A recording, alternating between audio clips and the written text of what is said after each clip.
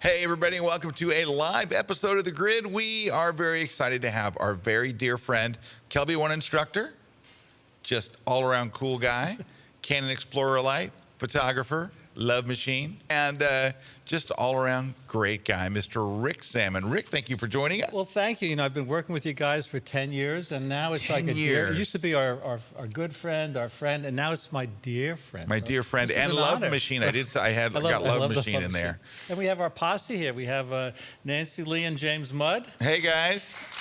All right, thank you, guys. Wow, they applauded like they were three people. That was really good. Well, it's good to have a studio audience anytime we're... By the way, people ask us, like, how can we come watch The Grid? You just call and say, can we come watch The Grid? And we go, okay, what time do you want to be here? And that's it. That's it.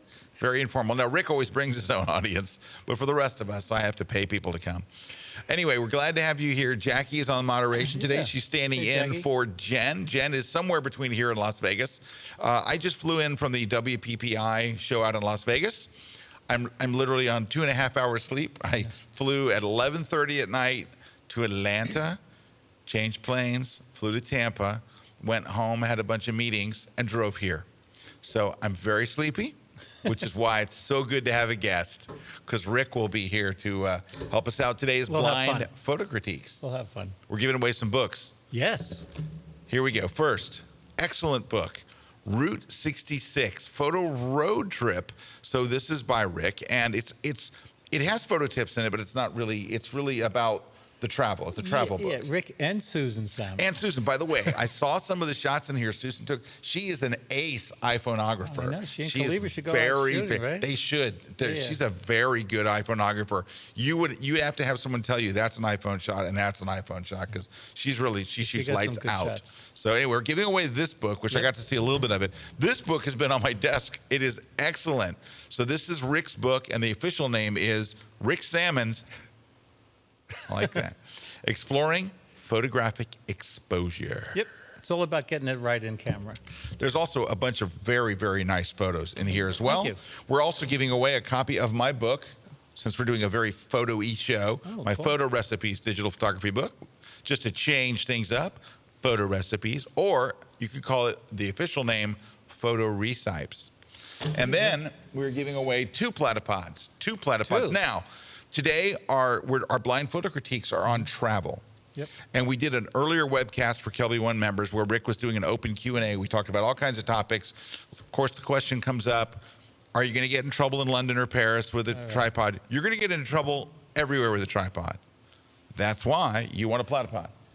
Because platypod, nobody knows what to do with them. No security guards recognize them. So you take these everywhere, and you guys that watch the show all the time have heard this, but we're going to give away the Big Max here, this bad boy. This is for if you have a large camera and you want to use a large lens. Yep. I mean, this thing will hold like huge lens. And then this is the one I take with me for travel. I love that little one. I do too. I take this one for travel. It fits in literally in my jacket pocket. It is the Ultra, so it's the same thing as this, but the newer version, smaller, but it'll hold a 5D Mark IV and a lens and all that kind of stuff. No problem. You put a ball head on here, and you can put it anywhere. You can strap it to stuff. You can put it on the ground for low. You can put it up high. Put it on a bookshelf. They're the greatest. We're giving away both of those today, so we're very excited. And let's jump right in. So we've asked our viewers to send in a bunch of images, which they've been gracious enough to do. And, I guess I have to import this. Hang on 1 second. Don't move, don't breathe, don't make a sound. This is always fun doing this. The photo critiques? Yeah, they are. Let me just see if I do it right here. Okay. Kind of coming in. So we're going to come in here. Just give me 1 second for them all to fill in. Also, we have an outline for the show that has been totally ignored. So I'm just going to talk to the crew here in the control booth. Hey, how about the outline? Okay, that was just, don't even pay attention to that. Okay, let me see if we got everything working here. Oh, I think we do. Let me look in the right place. Some nice photos. We do. We have a really wide range of stuff today. Now, when we said it was travel photography, which is our topic today, I had a lot of people send just straight up landscape. Just because you traveled to it doesn't make it a travel photo. Travel photography is about basically making you want to go to a particular place. So if you go to like travel photography would be San Francisco, New York, Madrid, London, Lisbon, any of those places, Brazil. Hi, Douglas from Brazil. Any of those places, those would be. That's travel photography. You're showing the dinner and the food and the culture and the people and the buildings and the architecture. It's not a lake. So there can be a lake in your travel photography, but don't send in 3 pictures of a lake because it's not going to make it. Okay. Yeah, you want pictures that have like what we call a sense of place, right? Yes. You want to have that sense of place. Absolutely. And I always think and this is just me talking, but I've always felt like the measure of success of when I look at people's travel photography is it makes you want to go there. Literally, you go, oh, that's where I have to go next. Oh my gosh, that's a home run. If you look at them and you just go, they don't really succeed. Well, you want to go there, and I think I want to get a picture like that. Yeah, I want to get a picture like that in that place. All right, let me see if I can get this working. Is that the outline up there? That is. It's very, very exciting. Let me see if I can get our first images up here. All right. Okay, so what we've done is we've asked our viewers to please send in images. We've asked them to not include their name so we can be honest about the images and just kind of straight up front with them. And so that's what Rick and I have agreed to do, is to be honest without being mean. But to be able to go, okay, you got to do this, you got to do that. That's why it's good not to have anybody's names, because we really seriously do not want to embarrass anybody. So let's take a look at our first photographer. So we've got 3 images here. Here's 1 and 2 and 3. Okay. So Rick, I'm going to let you take first stab. Well, I think 1 and 3 are going downhill to the left, first of all, right? Now, there is that technique called disequilibrium where you could tilt your camera, right? Which is a good technique for fashion photography. You know, that's a nice technique. But I think here it doesn't work. Yeah, the building looks like it's tipping to the left. It looks like it's tipping over. And that lens flare, I think I know what the photographer was trying to do, maybe trying to get that lens flare, the sunburst. I think I know you have a really nice tutorial on that. Wait a minute, Rick. You showed an image. Oh, it's from the cover of your Route 66. Right. Let me see if you can get in tight on this. So I want you to see this, because what Rick is talking about, I think the photographer was trying to do, and it is all camera technique. But I want to see if you can get, you're gonna have to get really tight on this. There you go. Do you see that sunburst right on the word motel? Can you get any tighter? That's pretty good, though. I guess that's not bad. Pretty good. So you see that sunburst, and now and how clear the beams are coming off the sun. There's 2 tricks to do that. Trick number 1 is use f/22. Trick number 2 is to make sure the sun is touching the edge of something. Exactly right. So in the picture that we see from our photographer here, the sun is not touching the edge. It's close, but it's not actually touching. So it's not composed quite right, and I don't believe they used the right f-stop either to get that sun spike, I guess you would call it. Right, and there's really no center of interest, right? I mean, you have the boss, you have the people in the tower, and the sky's boring. But this picture, I kind of like that picture. This is, I think, definitely the best of the 3, though it is tilting to the left. Yeah, it's tilting to the left, but it has a sense of mystery. You know, there's an expression, when you destroy the mystery of the photograph, you destroy the photograph. Now, I don't agree with that for every photograph, but I like the way it's fading into the background, and I like the black and white. All right. So they're all nicely exposed. But I don't want to be mean when I say this, but you just have to say it. This looks like you went to London and you took some pictures. It doesn't make me want to go there. They're not great pictures. They're not bad. But if I handed a camera to my daughter and she's 12 and she's standing right here and I took a picture and said, aim that way, honey, that's the picture she would get. You got tourists walking there. It's not a great time of day. It's not composed particularly interesting. This would be a nice shot if you didn't have a bunch of people standing there. Or if the people, We're doing something interesting. Or in composition, separation is important. So I think that person on the left there, if that person was, like you say, either not there or a little, or to the left or right, I think that'd be a little nice. Yeah, we're looking at people with their cell phones. Like people are taking cell phone pictures and stuff. Same thing here. It's not a bad shot. It's just you were on that street, you raised your camera, and you properly exposed the photo. Yeah. I don't want to sound mean, and take it also that I'm kind of tired.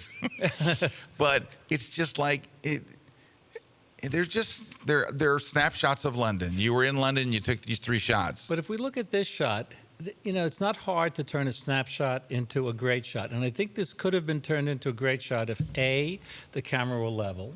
Yep, that helps. B, I know you're big on long exposures. I think you're doing this Venice workshop and you're going to focus on, or you're going to be covering long exposures. Sure. I think a long exposure showing that bus like streaking through and the people and it would have blurred moving, the people. I think we would have taken good. some of the reality out of the scene. I think it could have looked a little more creative, a little more artistic. But you know what though, Rick? That's what you're just talking about. Are these are the things that separate a snapshot from a great shot. From a great shot. It literally separates from I was standing there and I picked up my camera, I took a shot. So let me ask you, if someone was standing beside you and they had never taken a photo before and they used auto mode and they took this shot, what would they get? That. Well, if anybody can get it, if it just looks like, I don't know, it's, you gotta. Now you do have those blur filters in Photoshop, but it's much better to get like a motion blur. Yeah, it would have. So really here's what I would say: you do not have. Well, you do have one camera problem. Your camera problem is your photos aren't straight. Yeah. But you're nailing the exposure. Your exposures are all good. Your composition really isn't bad. You're just shooting whatever's in front of you at the time. So what I would challenge you to do if you want to get better is you got to do some things that you got to take care to do some things like you have to wait until those tourists are gone from in front of the London Eye. You have to wait for a moment where maybe there's one tourist and it's a silhouette and they're not on their stinking cell phone. Right. I mean, all this stuff matters. So when I look at that picture, can we go back to it? Here we go. So the only reason it's decent is because you made it black and white. And a lot of people do that because they think, ooh, it looks like a better photo when it's in black and white. Now, there are legitimate reasons to go to black and white, but this is just a bunch of people standing near a tourist attraction with their cell phones. What did you think it was going to be? I don't mean to be mean, but come on. What did you think it was going to be? So you got some work to do here. You know what you need to do? And this is what I would tell you. Go and go get digital versions, digital images. Go look at National Geographic Traveler. Go look at Travel and Leisure. Go look at Afar. There's so many great travel magazines, and look what they show for London. In fact, go online and search for an article about travel to London and look at the photos, and you're going to go, yeah, there's people there, but it's an interesting scene, and they're composed in interesting ways, and they make you want to go to London. They make you go, oh my gosh, London looks amazing. And so I think keep that in mind. It's not a camera problem. This is a concept thing. Like you gotta aim higher. If we could go back to the black and white picture, on our members only webinar that we did before, which was a ton of fun, with our Venice pictures, I talked about my one picture promise.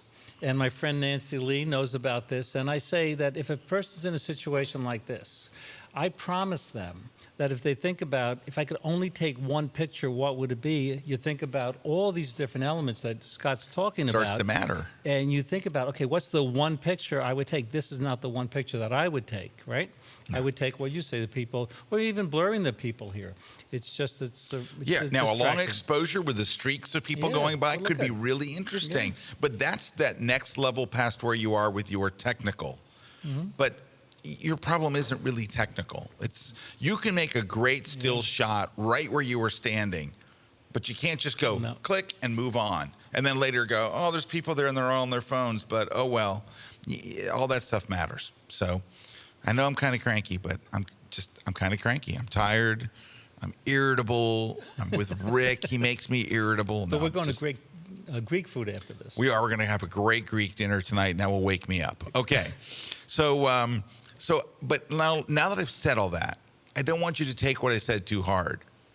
you have a area nicked that a lot of people struggle with, which is exposure. You've got the camera stuff.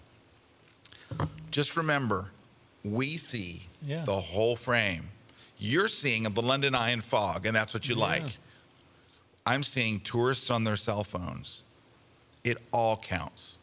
So when you go out next time, just put that kind of thought into it.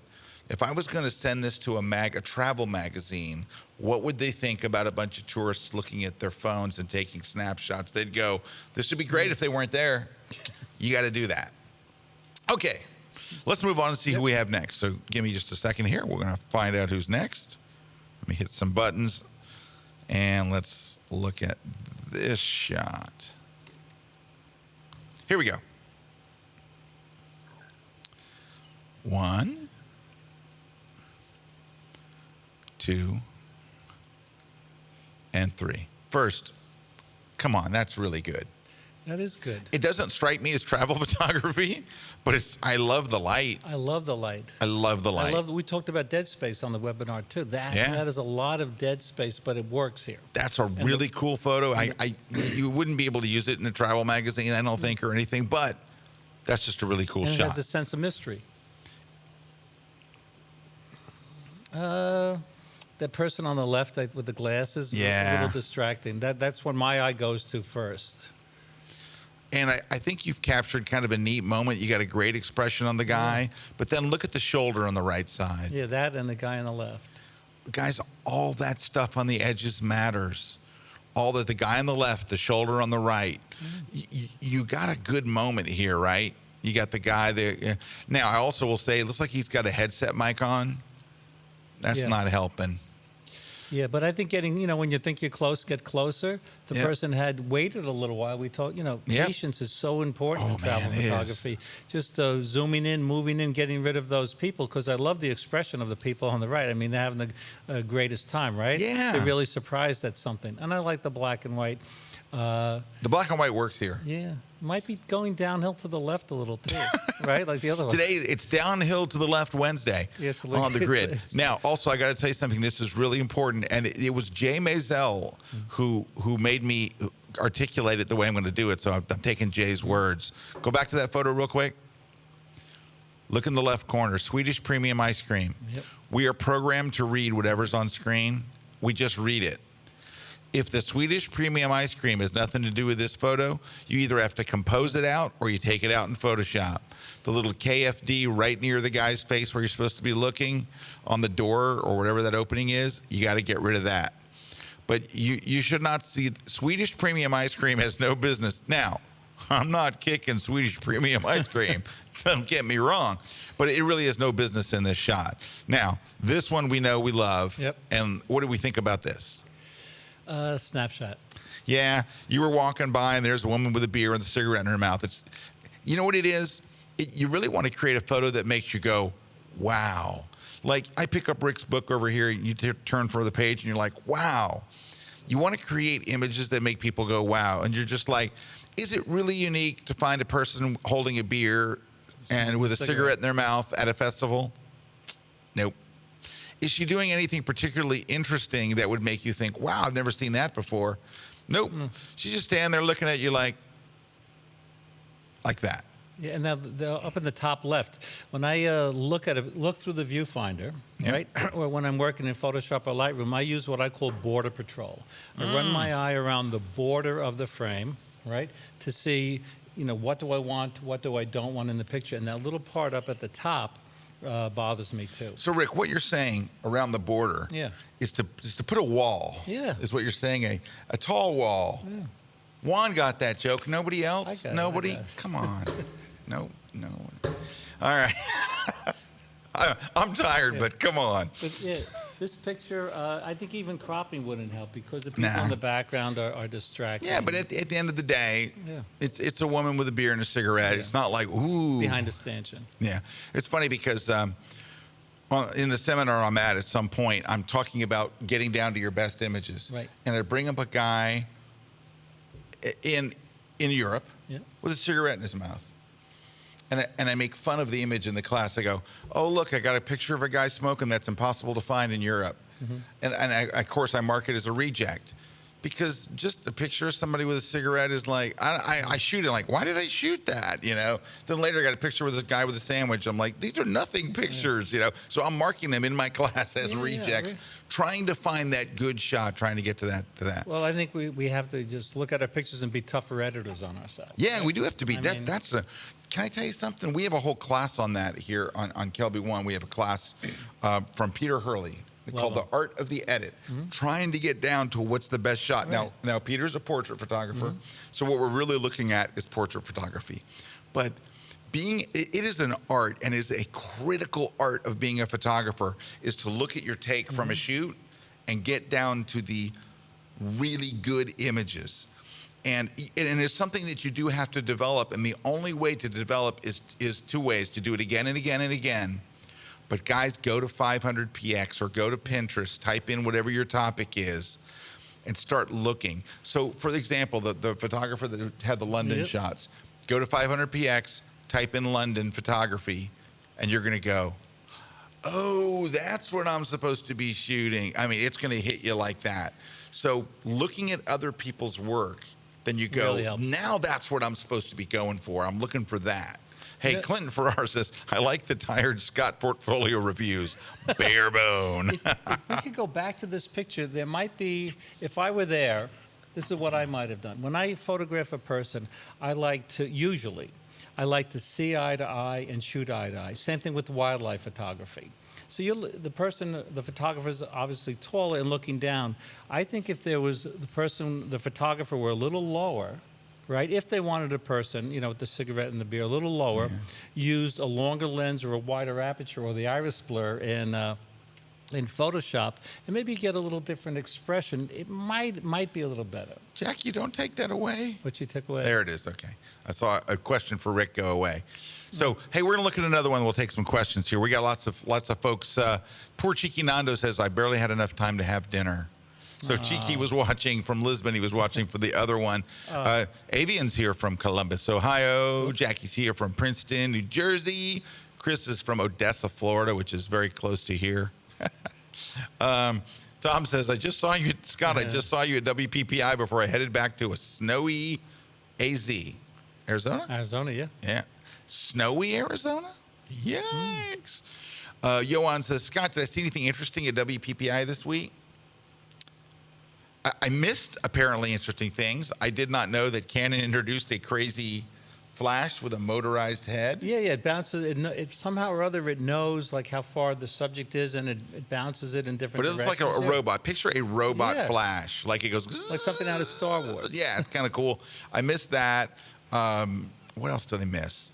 There wasn't a lot of new stuff. There wasn't a lot of like really groundbreaking stuff. It was just, I tell you what there was, though. I will say this about WPPI. They do have a conference track. But if you just go to the trade show, all of the big manufacturers have booths.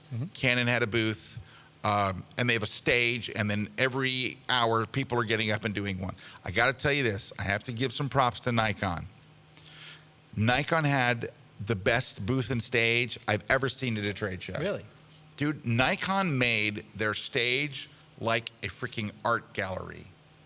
And it was beautiful, and it was clean. It didn't look like a trade show. You know how trade show stuff, like if you went to the Sony booth, it looked like that's a Sony booth at a trade show. And you go to like Fuji or any of them, they all have stages.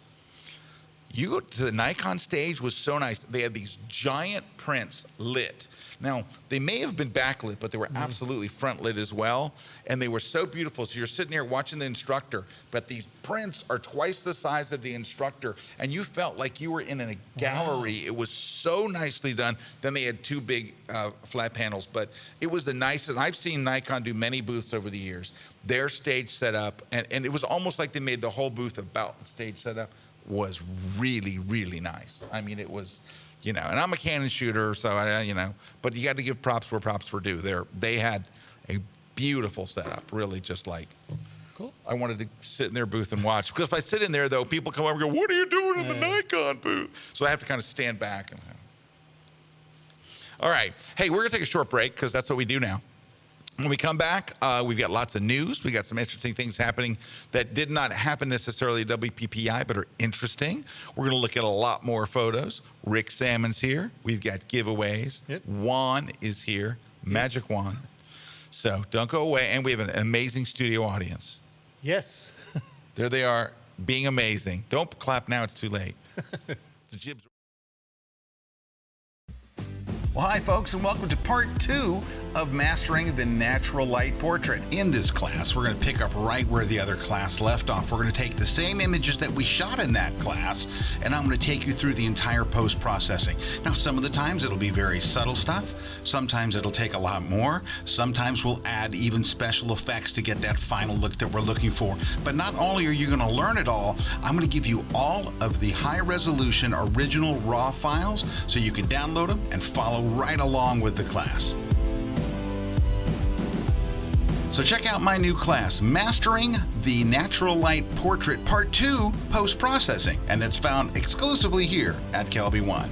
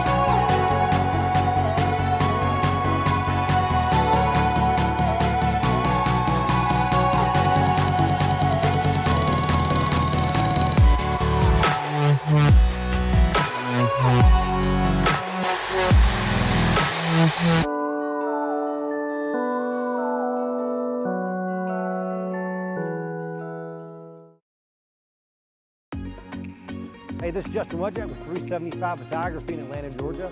Are you a photographer that wants to make the jump into video and you just don't know what to do? You're too nervous to hit that video button in the back of your camera, or what editing program to use? Well, guess what?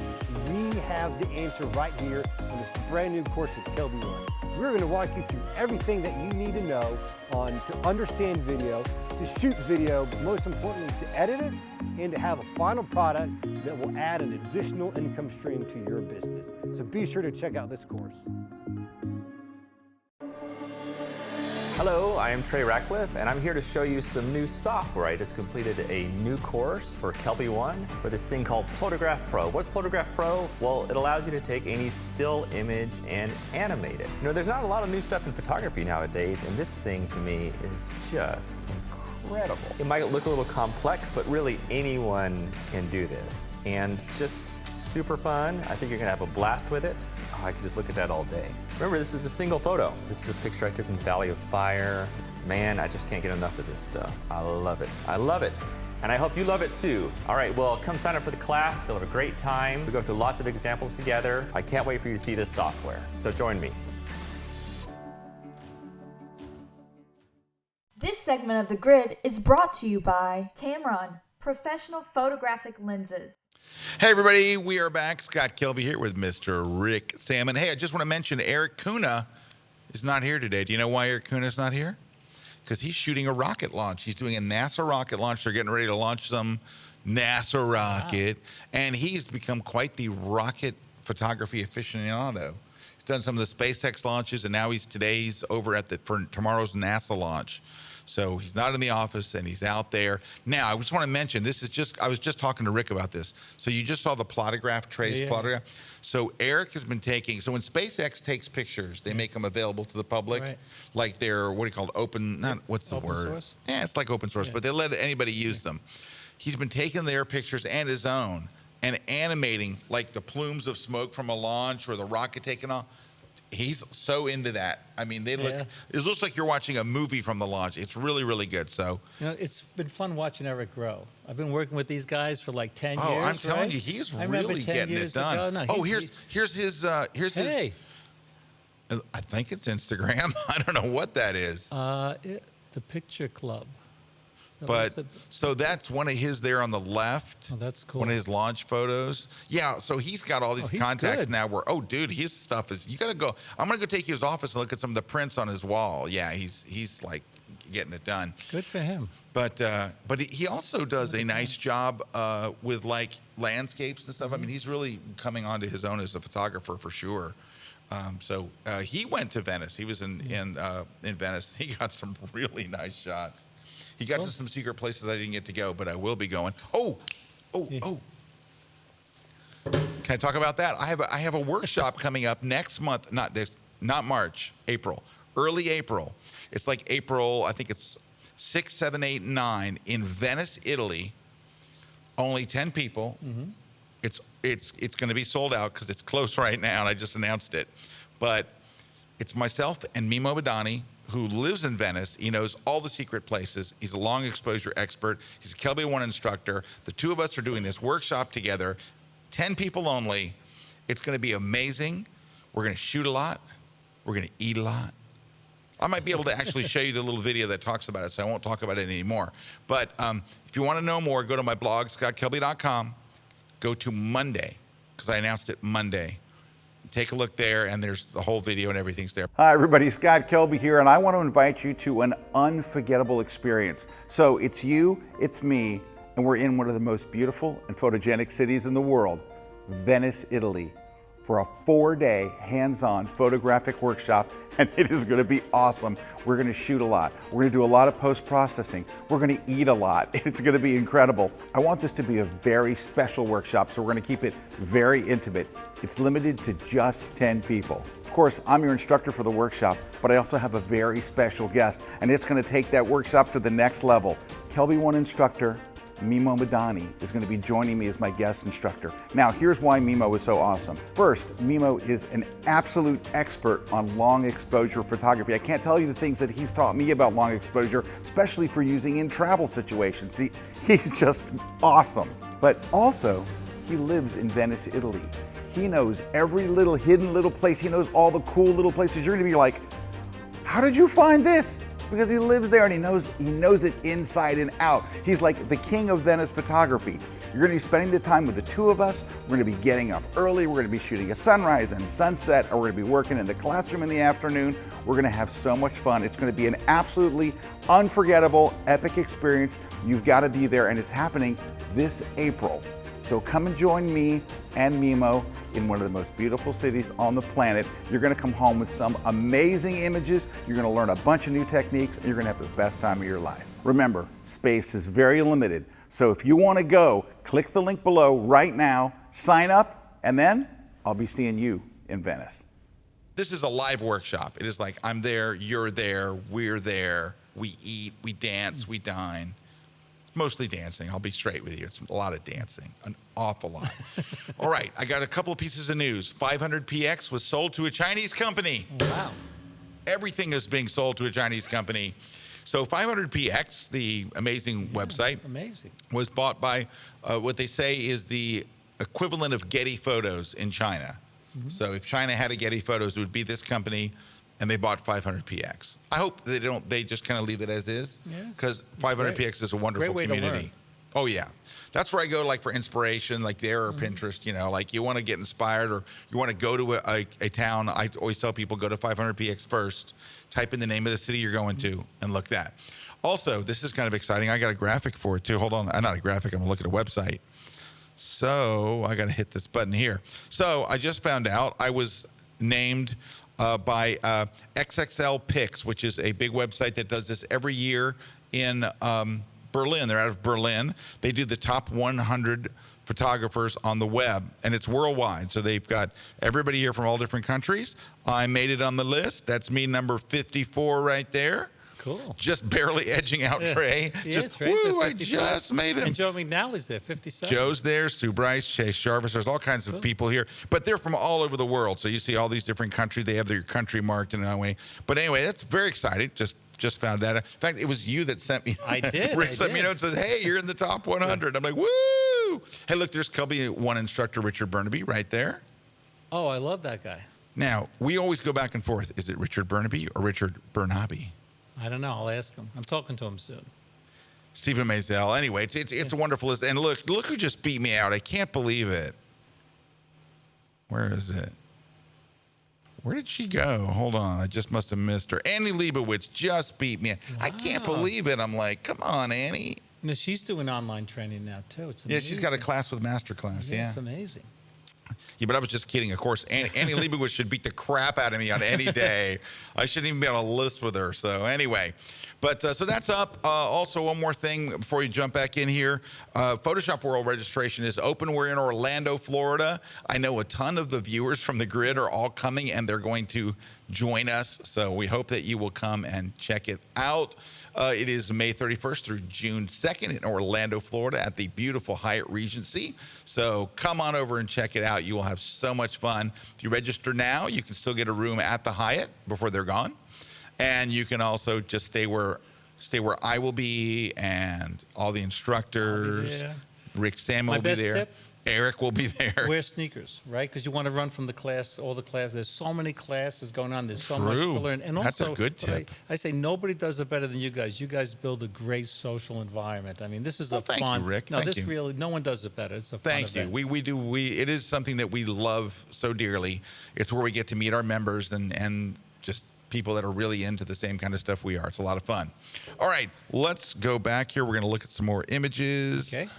And let's take a look at these. Here we go. Okay. My turn? I'm going to go through all three then. Yeah, it's your turn. We'll start here. Okay, first of all, do you know that app, Distressed FX? It's an iPhone app. Susan at Sammon uses it. And those birds look like they were put in there with that app. They might be real, but in Distressed FX, you can add your own birds. You can add your own birds, and you can move them around. But the main thing is we have these dreaded halos. Oh, man, those halos. If you go on Google and type in, I hate HDR, you're going to get about 3,000 pages, right? People that show hate this. HDR mostly because of these halos. So see how there's a white line around the church. Yeah, that fringe. And then there is this glow. Yeah. That's not there in real life, and it shouldn't be here in dead life. Now, if you have a regular image, a straight image, and if you increase the contrast too much, you might get that. Yep. So this might have happened with this picture, but it looks like a super overprocessed HDR image with birds added in. And the clouds, you can see how dark it looks at the top. It just doesn't look natural. So I would say this is not really a bad photograph. It is, the composition's okay. It's kind of interesting. But you crushed it. This is like the idea of like a cook has got all the right ingredients. They have fresh meat or they have fresh vegetables or whatever, and then they just grab the salt and just take the top off and pour it on the image. And it ruined something that was good. At one point, this was a good photo, but you took it into the bad place. And I like the cropping, right? This one isn't as bad, but this one's suffering from something else. What's the subject? Where am I supposed to be looking? You can't just go, it's all of it. Mm-hmm. For a shot like this to be, like, I'm kind of want to take the road, but the road goes to the left. So where am I supposed to look at those clump of buildings to the left?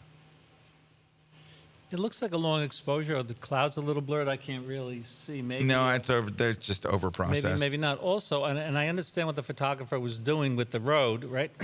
And trying to use a foreground element, those pieces of grass, but they're just a little too light. They're a little, like my eye goes right to them first, right?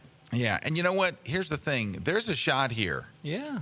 So there is a shot. You're gonna have to kind of recompose it, but I think the first thing I can tell you that would really help is to back off your. So let's say that your post-processing is on a scale of 1 to 10 at a 9. You need to be at like a 4.5 or 5. So just back off your post, and everything will look more natural. And then you have a little bit of refinement to do on some of your composition, but your composition's not really bad. This one, it needs some kind of an element that I can hold on to. Like if it's that house in the distance, you got to compose it to where I know it's that house, because my eye is drawn to the boats on the far right. Well, usually our eye goes to the brightest part of the picture. That's the brightest part. So it's that and those little pieces of grass in the foreground. Yep, and the grass in the foreground. Yep. So It's just over-processed again. But a beautiful scene. I think what you're saying is totally correct. Nice composition, right? Yeah. If that was cropped a little off the bottom, a little off the top, and you went into Lightroom and you put the rule of thirds, the grid over that, you would see, I think, with the boat and the house line back up off just some of about, the- right? Yeah, and let's just back off some of the color. It's just a little too much. When you start using colors that aren't really in nature, you know, it's like, bring this down a little bit. I mean, there's something here. Yeah. So here's the good thing. Your problem isn't composition, really. You can work on your composition a little bit. That's not your issue. Your issue is the easiest thing to fix. It's just too much. It's just too much salt. Also, when you oversaturate an image, you lose detail in that area that's oversaturated. And I've taken the saturation down by like 25%, and it's still too much. Yeah. So, I think you know what you got to work on. Your composition's pretty good. You're going to some interesting places. Work a little bit more on the composition, but you're not far off on that. But you got to tone down and believe me, we're fans of post-processing. Yeah, big Don't fans. get us wrong. We like post-processing. We think it's really important. But it's like anything else. If you do too much of it, I don't care what, it gets funky. Now, in a scene like this, I don't know about you. I look at a scene like that has some color. I'll use vibrance over saturation. How about you? Oh, I don't touch saturation, period. Yeah, so what we're talking about is this slider right here. Yeah, vibrance. Saturation is evil. Can we show my screen? It crashed? Oh, refresh. Me refresh? Reconnect? Oh, I'm sorry. Hang on. So anyway, what we're saying. Okay, I was going to say, it says I'm connected. All right, it's this right here what Rick is referring to. So this is vibrance. Oh, man, look at that. That looks cool. Oh, what? I don't know if the audience could see that. Yeah, the audience can see it. Let me just like stop and see if you look right now. Is it a mess? Is it good? Is it bad? Same. Okay. So there are two sliders in the basic panel of Lightroom or Camera Raw. One's called saturation. Don't touch it. One's called vibrance. Do it there. Yeah. Vibrance is a version. It should be called smart saturation because saturation makes every color more colorful. Vibrance actually has a special mathematical algorithm that is designed to, number one, evaluate the image. It takes the colors that are dull and boosts them the most. It takes colors that are already saturated and boosts them just a little. And it also has an algorithm to avoid flesh tones. So if there's people in the photo, you can still make the photo more colorful without making them sunburn. It really is brilliant. It really, really is. That's vibrance. Saturation is trash. Don't touch. The only time I ever touch saturation is to remove color. Yeah. Never, ever, ever to add it. And that is your Photoshop tip for the day. I might back off a little on the contrast too. Yeah, on this one, yeah, it's and I love contrast. Yeah. I'm a heavy contrast guy. Boy, if you could send us the raw image, I think we could have a ball with this thing because it's a good shot. Yeah. So that's lowering the contrast, and that's 25% down on the vibrance and 50% down on the contrast. And it's starting to get there. Mm-hmm. You got something here. You got something, kid. You got moxie. All right. Tom says, Scott, bring Photoshop World back to Vegas. Well, Tom, we've got good news for you, but we're not telling you today. All right. Gary says, did Nikon hint to if and when the D760 will be replaced so we can make more art for them to display? So here's what, Gary, here's what they said, that instead of doing a replacement for the D60, they were just going to send people to the Canon booth where they could get a 5D Mark IV. That's what they said, their words, not mine. No, honestly, I don't have any idea. Nikon did not speak to me. They don't. I walked by and they spit. So yeah, there's nothing there. Let's see, what else do we got? Rick, question for Rick. Rick, how often do you ask, so this is in reference of travel photography, right. How often do you ask strangers to do something or move or pose or anything? Well, in Venice, right? We just came back from Carnivale in Venice, and if people go to my website, ricksammon.com, go to the galleries right up at the top there. I don't know if you can see any of the pictures. There's a Venice gallery, a Carnivale gallery, I think. Anyway, I asked everyone to move into position because the background can make or break the shot. and there were a lot of other people in the scene. So what I was trying to do was try to make a picture, just not take a picture. Right. So the answer to the question, my friend, is I ask people quite often. I never just start shooting. I always ask first. I don't know if we could find it. So we're seeing if he can bring it up. I don't have it here. Okay. So anyway, I do ask. All right, let's look at some more images. Rick, what do you think? Okay, yeah. So I think I think our photographer here has got some. They've got some. They've got a good eye. They're on their way. It's easy to back off. Yeah. You know what happens too? When you're used to pushing your stuff, you become immune to it. Like when you're used to running your amp on 10, you don't go, it hurts my ears anymore. You're like, that's where it sounds right. But the rest of the world is like, turn your amp down. You know, it's like, yeah, turn your amp down. Your amp's I will say it's all little hot. subjective. You know the painter Kincaid? Thomas Kincaid? He was known, right? He was known for these oversaturated, colors were just popping off, off the canvas, and he died a gazillionaire. So, that was a nice. I like the blur there. I know there's a semi-good shot here. All right, let's take a look. Here we go. Okay. 1.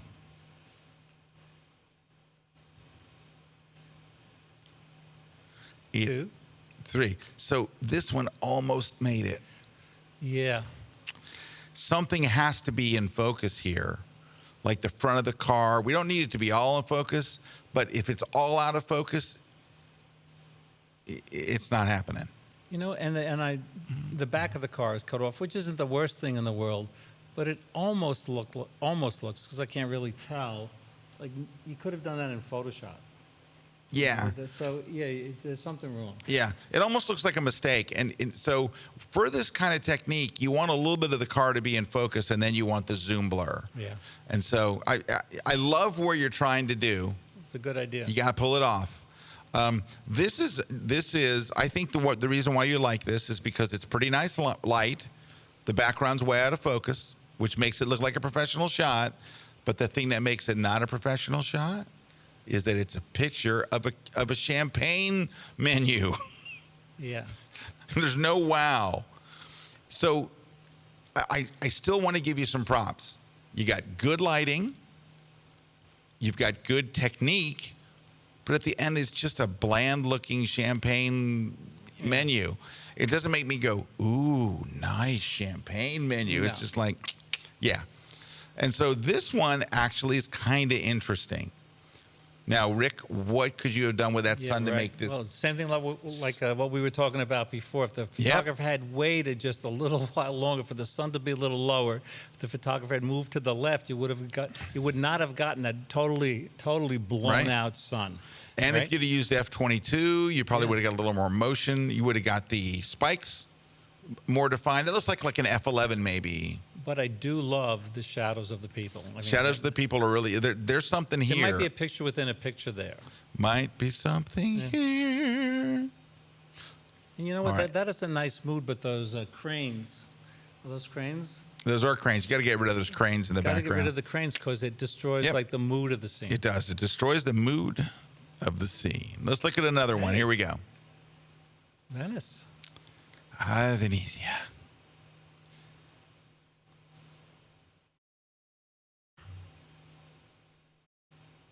Are you seeing what I'm seeing, Rick? Bicycle, yes.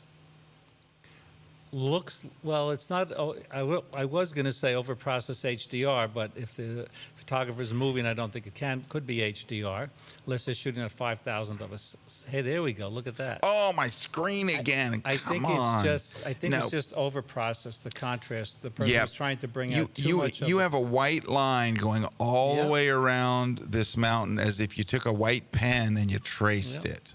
So, and there's same over here and all. But your composition's good, but it's the same thing. You're pushing it all too far. The trees have gone black and they have no detail back here. Your sky looks fakey, and this is typical of what it looks like when you go too far with it. So you really, I'm zoomed in here. Can I zoom back out? Hold on. There we go. Just all of them are just post-processed. Now, this looks like the Instagram-y style where you go really flat with the contrast, which is a look. I think there's other things going on here, too. these are not bad shots. You got to work on your post processing. This is list. What'd you say? It's called listing to the left Wednesday. This is listing going downhill too. Yep, listing to the left Wednesday. That one. Look at that one. Yep, a little. It's lifting. Well, you know what? I don't know if you could do it, but one way to check that is to do the grid when you're in Lightroom or Photoshop. Put up the grid when you're doing the crop tool, right? And you could see whether or not it's wrong. I hit the wrong button there. See whether or not you're going downhill to the left or to the right. Oh, what is this thing? This is some kind of a crazy. I don't want That's this a triangle? spiral, golden spiral, No. triangle weirdness. Not the There's one golden that says spiral. Grid. Yeah, it's down here under. There it is, grid. There you go. No, that's going to send you back to the that library. grid. Yeah, I forget. I don't use that tool. So, but it used to be you could cycle through all these different. I don't know where they are. Somebody will tell me. Cycle info display. That's not it. View options. That's not it. I forget. I don't really use Lightroom. But mostly it's overdone. Yeah, just fix the over. Yeah, these are all good. You're a good photographer. Don't let your post processing kill your shot. Your post processing is supposed to help it. Don't let it kill it. You know, just because you can do something doesn't mean you have to do it. Just because you can do HDR doesn't mean you have to do it, right? True. So I think there's a theme going on here today that people are over processing their pictures. Oh, Cheeky wants to know what class will be released this week. I have no idea. Let's ask Jackie. Any idea what the new class is this week? We'll find out. Jackie will look it up. Jackie says, I don't know off the top of my head, but she will find out. All right, let's look at another one while Jackie's doing that research. Now, this looks like our Lighthouse Photographer. Here we go. That's like different than the White House Photographer. Ooh, we got a good one this week. Thank you, Jackie. Hold on, I'll talk about it on the break here. So this is really nice light and soft and pretty. And then there's this. Yeah, harsh sunlight. Yeah, because they composed it pretty well, but that's what's right in front of the photographer here is they wanted a foreground, which is right. See how they've got stuff right in the foreground? Mm-hmm. This is really nicely pulled off. This is bad. This is a bad photo. I'm sorry. It's a snapshot, whereas the other one, I think, yeah, is that's beautiful. a photo. Like you said before when we opened it, you know, you want to look at a photo that says, I want to be there. I want to be there. Yeah, that looks like, ooh, that must have been a beautiful night. This looks like, This looks like if you could go back to that first one, looks like a great place for a happy hour with my friend Nancy Lee, who's here. She's an expert on happy hour on my workshops. Is she? You need a happy hour. All right, this is sad hour. Yeah. And then you're back to happy hour. So this is up in Maine in the. It's not the Pemaquid, is it? No, that's the. That's in Arcadia. Bar Harbor, Maine. Yeah, that's a famous lighthouse that every photographer has to shoot by law. Mm-hmm. And it's a nice little and this. You need actually something in the foreground. You kind of started in the middle ground. These rocks are too far away here to be your foreground. So you started kind of in the middle ground. You need something before this. But you know what? If we could compare this shot to the first shot really has a nice sense of place. So the environment, up is beautiful, right? Whereas in the last shot, we don't really see too much of the environment. So I think this picture tells more of a story, right? With the sky and the rocks. I have an example. I'm going to find an example photo here in a second.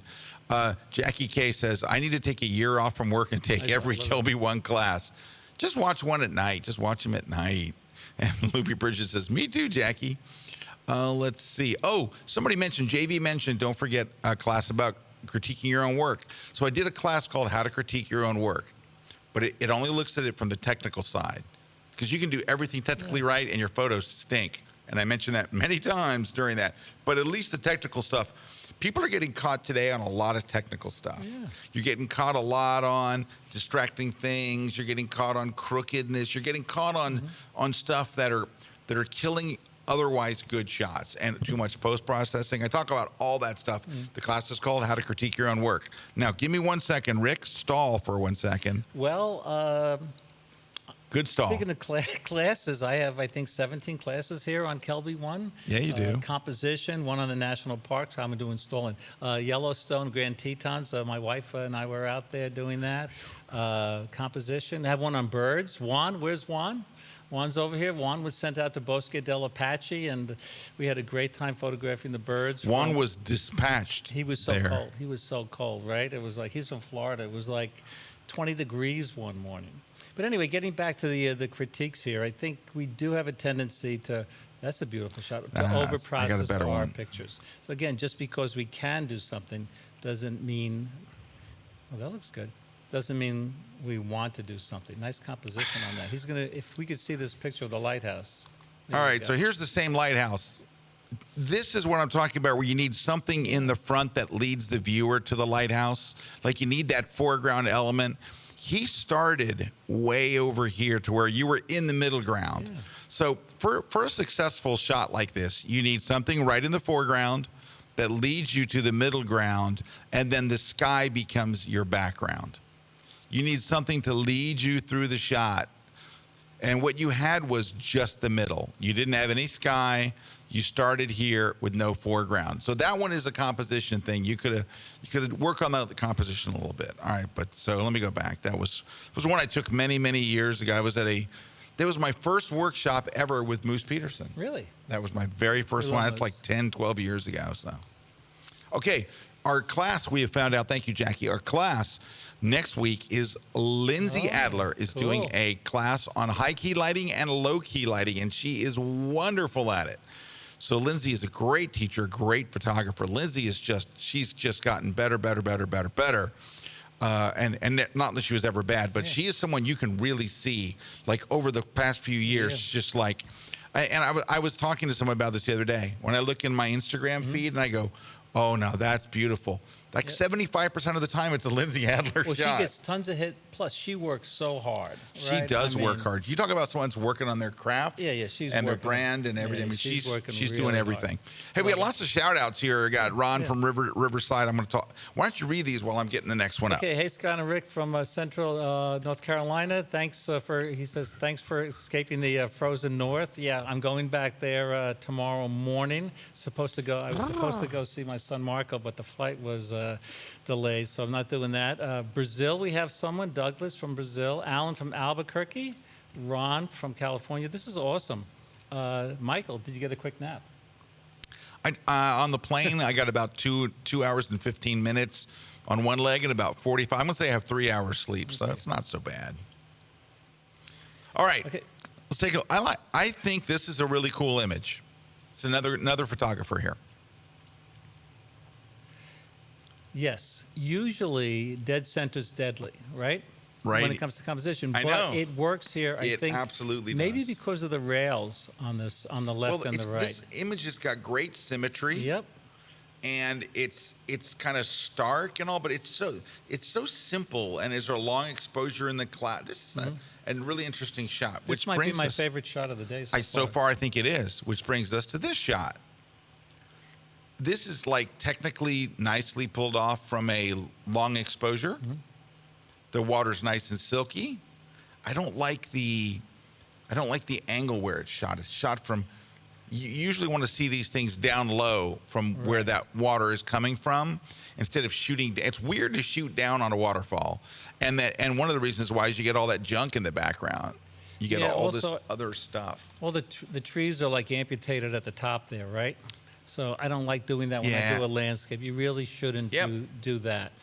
So it's a good idea getting down a little lower, leaving some breathing room at the top. Again, what we were talking about before, using what we call that border patrol. And what Scott is doing here, this is a good idea to always look for a picture within a picture. I gotta unlock this. Hold on, let me go to unlock the lock, because this needs to come over a little that way. You know, there's a better photo in here. This isn't it, but there is a better photo. Ooh, that is a better photo. That is a better photo. And then we have one more photo here. It's a little underexposed, but I like what they did there. Yes. Is this listening to the left too? It's listening to the left Wednesday. That's why, Rick. It's listening to the left. Yeah, it is. Yeah, I think brightening this up a little bit. Yeah, it's just You know- it's just a tad too dark. You know, I wonder if everyone who's submitting, yeah, look at that. If they have their monitors calibrated. This is one of the first, people spend thousands of dollars on cameras, right, and computers, and they don't calibrate. So calibrating is very important. So it may look out like we see on the right at home on his or her screen. Yeah. Right? But it looks dark on our screen. Now, it's weird because, and I'm not, you're going to go, oh, he's a Mac guy. But Mac monitors, like you can look at Rick's monitor, my monitor, the iMacs, whatever. Yeah, they all really are very, very consistent without having to actually do a calibration. They're amazingly consistent. If you got a PC, you have no choice. You got to get a hardware monitor. You got to get And a use it hardware a lot, calibrator right? and use it every 2 weeks. Yeah. All right. So that was one. We got a couple more we're going to look at. We're going to have to wrap things up because Rick and I have a delicious dinner planned. And so Greek you can food. join us, by the way. Greek food. Rick, what happened to dinner in Venice? Oh, Tim, we were so tired. You know, Scott's tired tonight. Sorry. So Tim says, what happened to dinner? Rain check, okay? Here we go. He's a great photographer, by the way. Now, you can tell this was taken in Cleveland. Yeah, Cleveland, Ohio. So we're in Dubai, obviously. Does that lean into the left? You know what? I can't believe it. This is listed to the... Well, that's pretty. So that is actually, I think, the mosque in Abu Dhabi. Right down the literally 45-minute drive, hour drive from Dubai. It's one highway, straight there. And it's an amazing... I've only been there in the day. I would love to go at night. Listing. You know, on both this picture and the one we saw before, if we could go back, a little more... Well, see, we have nice breathing room. Oh, that was the one you wanted? I'm sorry. Well, here we have a lot of breathing room on the top, which is nice. But we have a little glow around it. But on the other two, There's a glow. I don't think we have enough breathing You know what room. else, too? To me, this is too tight to the edge. Yeah, yeah. Because it just feels a little uncomfortable. It actually feels a bit uncomfortable. So if you could work on that a little bit. But that's pretty amazing building right there. You can't tell from this picture that building is taller than the Empire State Building. It's crazy. See, like, it's just too close to the top there. Like you said in the other one, too close to the right. Yep. And also, don't cut that off. That Also, little. you know, in one of the pictures we saw, the person going down the stairs, the black and white. How would this look like a square for Instagram? To me, there's just too much dead space on the right. Yeah. So, but not bad. Your exposure's on, and your composition's not bad. You can make a couple minor tweaks to your composition and take your stuff up quite a bit. So, all right, let's look at a couple more.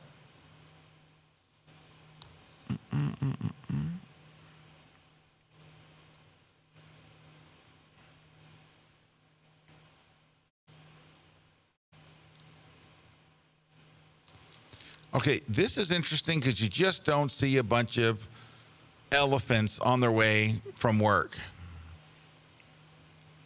Because this looks like after work. Or maybe they're taking some people out on a tour. But,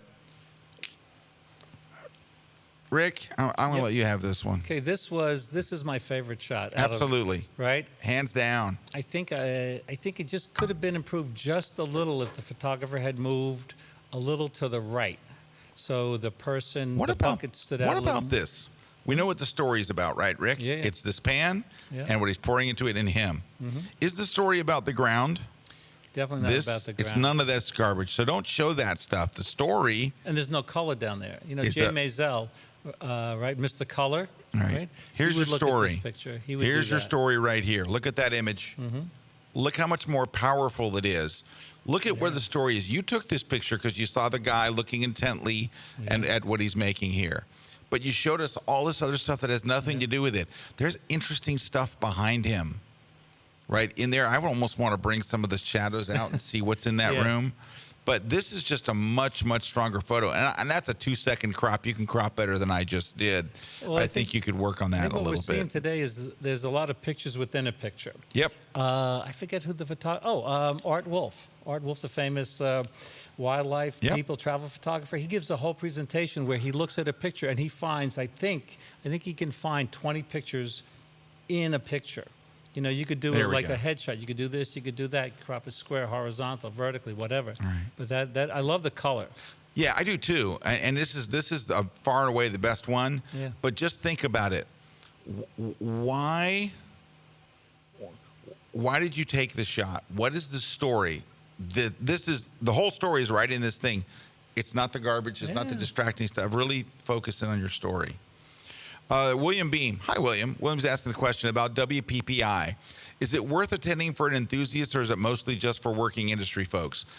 William, you would love it. It's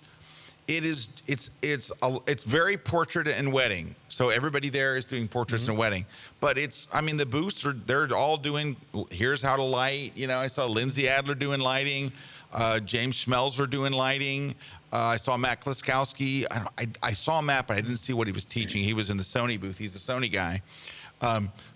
There was just a bunch of different.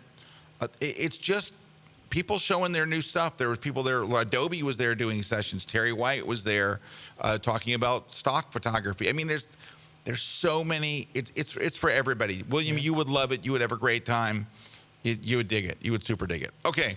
So let's look at some other images. We got just a few more minutes left. We're going to have to wrap it up. But before we wrap it up, let's take a look. Oh, we missed one. There's one shot that, can we go back? It was too late. Oh, I'm sorry. No, it's I never think too the late, shot with Rick. the drum, you know, this shot could have been good except for that tourist with the blue shirt. Right here. That's all I Right? see is this guy. I'm always checking the background because without that guy in there, I think this could be a really cool shot. Yeah, that would certainly help a whole bunch. And I think what happens to a lot of photographers is you're looking at the guy with the drum. Yeah, right. They don't look at And the not background. realizing we're seeing all the other stuff. And backgrounds kill more shots than about anything. All right, next up.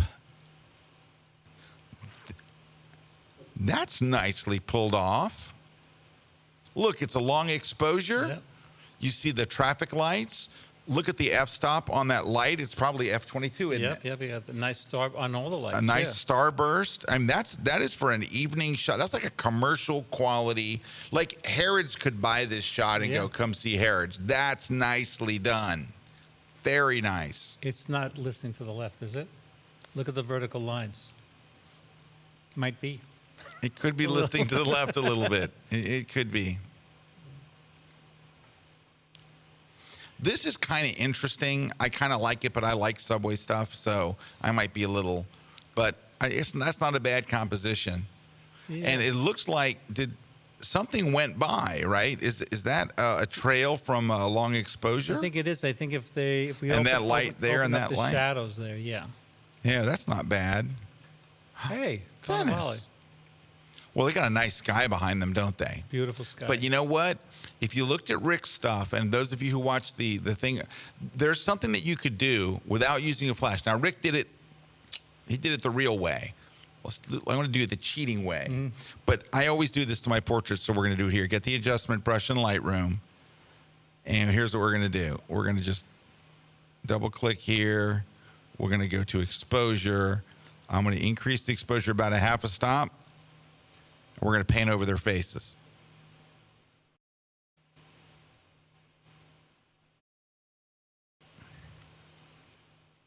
Because Rick was doing this in camera. He's putting a fill flash up there. I just spilled a little over there that was not necessary. So I'm just painting. And, oh, come on. It's messing up the screen. All right, and let's go here. Oh my gosh! Just turn off my camera. Look at Rick, and I'll fix it, and we'll come back. I do like the composition on that. I think the composition is awesome. Yep. I think a little bit of. I think actually they may have been using the flash. It looks like in the mask there's a little light, right? Yeah, but that light could have been from a street light. Yeah, I think it's from a street light. But I would like to see the eyes. So what Scott is doing is lightening the face, and I might lighten the eyes if possible. I think it's possible. I'm going to bring nice composition, but the faces were there we go. Okay, that's too much. We're going to see this in a minute. Yeah, give me a second. I was just working on the eyes there. But this is a tricky place to shoot. You know, you're out there before sunrise when a million people are there. Yeah, I like the way actually their heads are isolated from the busyness in the back. Yeah. In that white you can take a look now. Yeah, so that looks So that's what was really, it was. Now, it looks like there's a bit of a glow around them, which you got to fix that. And so I'm going to show you the before and after here. So good. Well, the glow happens from the increase in the I'll have to do contrast the too before. much. So there's the before. See how those faces needed to be lit a bit? Now that might be, I might have gone a little too far with the brightening. You just want a little bit of fill in there. But if you saw it like that, it would look about right. You wouldn't have thought, oh, it's overlight in the face. But do you see on his shoulder over here? You should not see a glow. Yeah, I think when you open up the shadows and tone down the highlights too much, that happens. Now, do you know how you fix that? It's since I changed to this new operating system. I got a new Mac and I'm on High Sierra, and High Sierra's just needs a couple of bug fixes. Let me show you what I would do to fix this, because you got to learn how to get rid of these glows. We've been talking about them. How do you get rid of the glows? I'm going to show you.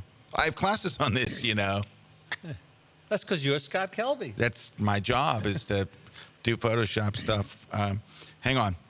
I'm waiting for it to open in You got the Photoshop. spinning wheel. Spinning wheels got to go down. All right, we're in Photoshop. You got the glow. Here's what you got to do. Go get the Quick Select tool. The Quick Select tool lets you paint, and it makes a selection. So now I've made a selection. I don't have to worry about accidentally painting over his jacket. Right. I've made a selection. Now, I'm going to go get you can get whatever tool. I'll get the Clone Stamp tool. Go over here where there's no glow, and you're going to hold the Option key on Mac or the Alt key on Windows. You're going to click once. You're going to move this non-glowy area over the glowy area. Oh, I picked up the lamp. Hang on. My brush is a bit too big. And you're going to get rid of that glowy area. Let's go over here. I'm doing this really quickly. You're going to take a little more time when you do it. But look, the glow's gone. We've replaced it with the area that wasn't glowing. And so let me show you. Watch the glow. The glow was here. Look at the glow. No glow. So the glow's got to go. Glow. No glow. So our tweet of the day is, and you can put this on Twitter if you like, hashtag the glow's got to go. That's one way to do it. I do it in more depth than some of my Kelby. I have a class called, I think, Removing Distracting Things or something. But anyway, that's it. You can't have those glows. That just stands out. The public won't notice as much as we will. Right. The public will know something's wrong, but they won't tell you it's the glow. They'll just go, something looks weird. So they won't be able to tell you exactly what that is. All right, guys, we have run out of room, and I want to make sure you are run out of time. I want to make sure that you've got, what's the word I'm looking for? That you've got an opportunity to win prizes. Now, after the prizes, I found the video about my Venice thing. I'm going to run it. It's short. It's just a couple of minutes, like literally 2 minutes and some seconds. I'll run that in a minute. But before we do that, I want to tell you how to win the contest, because we are giving away Rick's Route 66. Rick and Susan. Rick and Susan's. Rick and Susan's the Route 66 photo road trip book. We're also going to give away Rick's excellent Exploring Photographic Exposure. And in it, Rick is exposed. We're also going to give away the digital photography book, photo recipes from me, a Platypod Ultra, and a Platypod Max.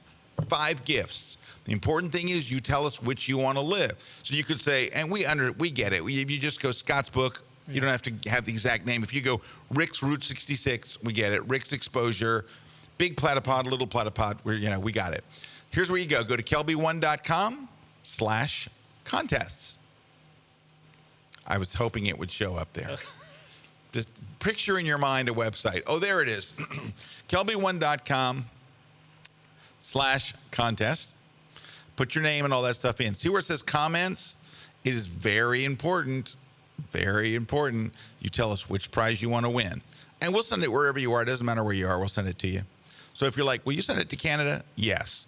Will you send it to Spain? Yes. Will you send it to Vietnam? Wow. Yes. Will you send it to Snowy Flagstaff? Yes. Yeah, there it is. How about Puyallup, Washington? Yes. Panama City? Yes. Palm Beach, California? Yes. Salt Lake City? No. No, of course, yes. So anywhere you want to go. Okay. That's one thing. All right. Now, I also want to mention, I just was in San Antonio and Houston. I want to thank all the photographers that came out to my Lightroom seminar there. We had a ball, really great time. Texas people, so nice. My next stop is in March. I'm going to be in Atlanta, Georgia, home of Delta Airlines. Then I'm going to go to Milwaukee, Wisconsin. I'm taking with me a box of chicken and a biscuit, a can of spray cheese, because I want people in Wisconsin to know what real cheese is. And you take a can of Kraft Easy Cheese and you go around, you blow people's mind with this. They're going to be like, where's this come from? I go, probably Wisconsin. All right. I do want to tell you two things. Number one, go to my blog today, Wednesday, scottkelby.com. Stephen Wallace was one of the gentlemen that won our gallery. Awesome.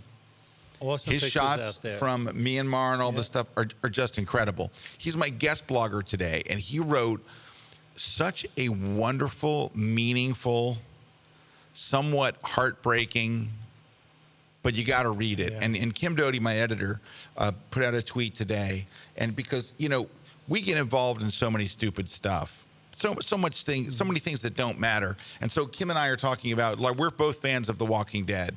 And we were talking about how people were complaining and writing all these letters about they're unhappy with the guy that directs the show, and they're spending all this time, and and it's just like the hate people have for George Lucas that wrote Star Wars. Right. We wouldn't even know who Darth Vader was. There would be no Millennium Falcon. There would be none of that. George Lucas came up with all of it. Right. All you should say to George Lucas is thank you. Yeah. But people attack him There are every haters single out day. there. There's haters out there. There's all these people that are hating on the directors of The Walking Dead. They're awesome. George Lucas, God bless him. And she just put the hashtag perspective. Because when you read Stephen's blog post today, you're going to go, why do we waste our time complaining about the stupid crap that we complain about? You want to read it like you want to take, it's not something you skim over. It's a very serious piece of work. Really, really great stuff, though. He did a wonderful, wonderful job. All right, we're going to wrap up. We're going to just show my little video about Venice. It's going to tell you about the workshop. Now, I'm broadcasting it from my laptop, and we know how excellent that's been today. So there's a 50-50 chance that, like, my mouth and the words will be off by a little bit, but it won't change. At the workshop, the words coming out of my mouth will be perfectly in sync at the workshop. There's only a few spots left, so if you want to go, grab them. It's just you, me, Mimo. Oh, you know who's going? Juan. Hey, Juan. Juan, you get to meet Juan. I mean, come on, that's worth something.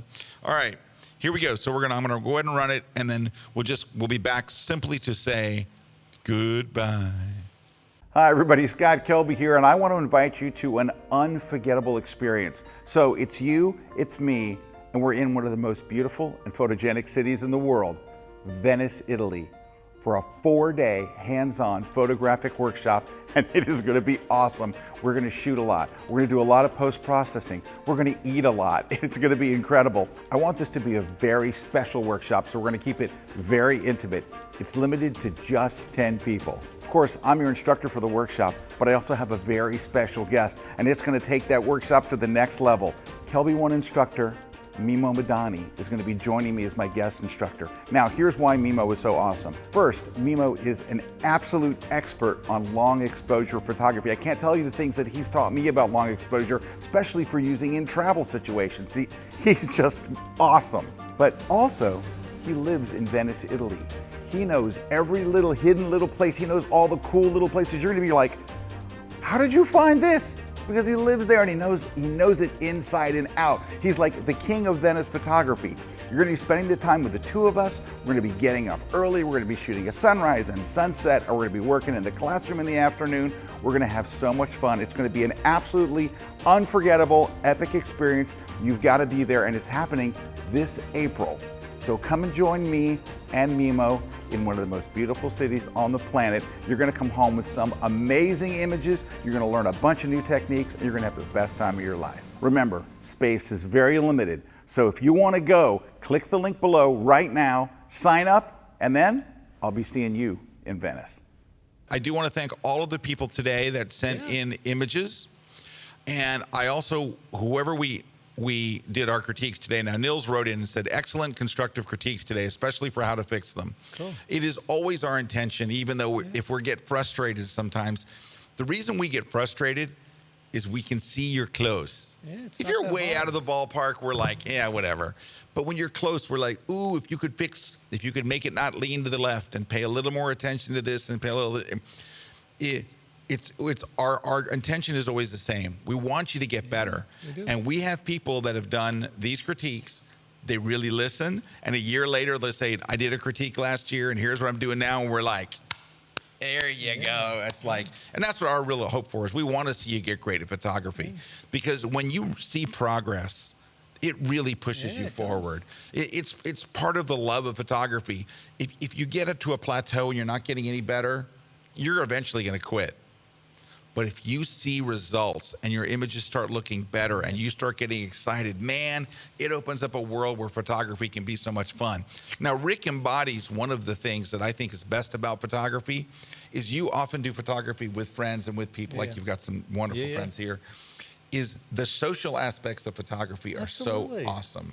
My philosophy is if you're not, actually I think Groucho Marx said it, if you're not having fun, you're doing something wrong. Yeah, So, you do. you know, if you're, I have to do this in Photoshop, you get bogged down with a lens or something and your focus isn't right or whatever, you have to make it fun. Yeah. Right? And I think that's reflected in your pictures, right? Especially with Oh, people it does. pictures. You can almost look at your pictures and You know see how the how the fun. photographer's feeling. And when I was following your pictures from your trip to Venice and all, number one, I was so jealous. I'm like, oh my God, he's in Venice and all this kind of stuff. But it's just, you always look like you're having fun. Like when I am. look at your pictures, I am. look, there we are. Yeah. It was so much fun. The top shot there, we were like there before sunrise. Bottom shot, Burano, beautiful place. And you know what? I love that, like some of these women you said were in their 70s. Yeah. Some That is- definitely in that their, is so in their awesome. There's a slow shutter speed shot, but yeah, it was a ton of fun being there. And I think, and also if you're having fun, then the subject has fun. If you're not having fun, the subject's yeah. not going to have fun. So Yeah, the subject you're starts getting making worried. it fun here, and the listener and the viewers are making it fun. So it's The viewers really carried it today, Rick, because yeah, I'm so tired. I'm not even sure where I'm at, but the viewers were great. So thank you, guys. Also, Rick, thank you for doing the webcast for our members today. man, that was that a was lot of fun. It was a lot of fun. Thank you guys for watching. Yeah. I think I'm in town next week, so we should be here. Who's on the grid next week? Do we know? Anybody? Who? Terry White. It is Terry Hey, White. yeah. Terry T-Bone White. Yeah, so Terry will be on the grid next week. We got Terry in here doing some classes and some fun stuff. So Terry will be on the grid next week. You, me, and Terry White. Rick, Sounds good to me. Where can people follow you on Instagram? Well, Rick Sammon. That's a good place to How go. about Twitter? And Twitter, same thing, Rick Sammon. Facebook, Rick Sammon. Facebook, Rick Sammon. Everything's Rick Sammon. Remember this, and tweet this. Everything is Rick Sammon. Hashtag, what's our hashtag? Listening to the left. Oh, yeah. Those are some shots there on Instagram that we were down. Actually, Nancy Lee and Jim were down there with me on the NAMPA, North American Nature Photography Association, Yes. doing a workshop there. And these birds in flight, this is not easy to get, right? You have to use the AI servo focus. There's a little thing on our podcast we're doing, and I post fun shots too. Like we remember the Ropa Vieja picture I showed you? Oh, I love you Ropa and Vieja. Calibra must come to our house for Susan Salmon's Ropa Vieja. Dude, I'm down with it. Where'd Okay. you get the Cub shot? That was in Botswana on a workshop. I'm going to be in Botswana for a month, starting April 1st when you're in Venice. Dang. Yeah. Well, you talked about the gesture before. That's what makes that picture. It's the gesture of these little cubs, one hugging the other one. Yeah, and boy, there's a lot to that right there. Is there? You And they're can looking. just say, "Look, there's two cubs," and to some people they'll end it right there. Yeah. But what makes that shot is the way the cub is looking at you, the other Yeah. club's playing, the other club's like almost like, Yeah. "Don't look at him, Right, it is. look at me." Right. That's a great shot. And it's you. beautiful post processing. It's the Thank you. lighting and everything's very, very nice. Thank All you. right, guys. We hope you have a great week, and want to thanks to our crew here and Wani Yes. on the jib. Yeah. Juan, take us out. Wow, that's awesome. Look at that. This segment of The Grid is brought to you by Westcott, professional photo and lighting equipment.